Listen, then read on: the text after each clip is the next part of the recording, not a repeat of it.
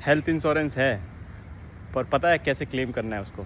तो कुछ पॉइंट्स आज मैं आपको बताऊंगा जिसमें आपको आप सेव भी करिए इस पॉइंट्स को, क्योंकि क्लेम के टाइम पर आपको काम आएंगे। ध्यान भी रखना है आपको। सबसे पहले तो हमें ना, जैसे ही हमारे पास हेल्थ इंश्योरेंस पॉलिसी आ जाती है, हमें चेक करना है कि हमारे नेटवर्क हॉस्पिटल नियर बाय में कौन कौन से हैं।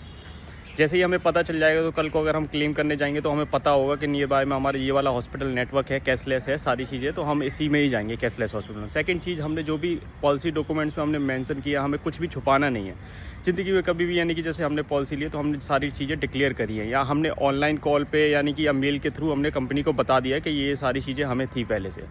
उसके बाद यानी कि थर्ड चीज़, जैसे ही हम हॉस्पिटल में जाएंगे तो टीपीए डिपार्टमेंट वहाँ पर होगा, तो टीपीए में हमसे कंपनी हमसे डॉक्यूमेंट्स मांगेगी, सारी चीज़ें कि हेल्थ इंश्योरेंस के क्या क्या आपके डॉक्यूमेंट्स। व्हाट्सएप भी आप कर सकते हैं उनको, यानी ऑनलाइन आप शेयर कर सकते हैं, तो वो आपको प्रोसेस कर देंगे।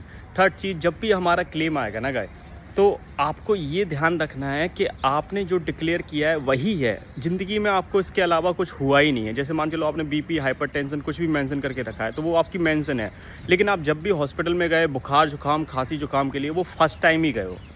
ऐसा कभी भी नहीं बताना है जैसे आपने बता दिया कि आपको पहले कभी 10 साल पहले, कभी 20 साल पहले आपको हुआ था एक आध बार छोटी मोटी चीज़ें, और वही डॉक्टर ने अगर लिख दिया लेटर पैड पे, तो कंपनी आपसे पूछ लेगी इसकी डिटेल्स दीजिए आप, यानी 10 साल पुरानी या 20 साल पुरानी। तो ध्यान रखना है, आप जब भी हॉस्पिटल में जाओगे वो फर्स्ट टाइम ही जा रहे हो।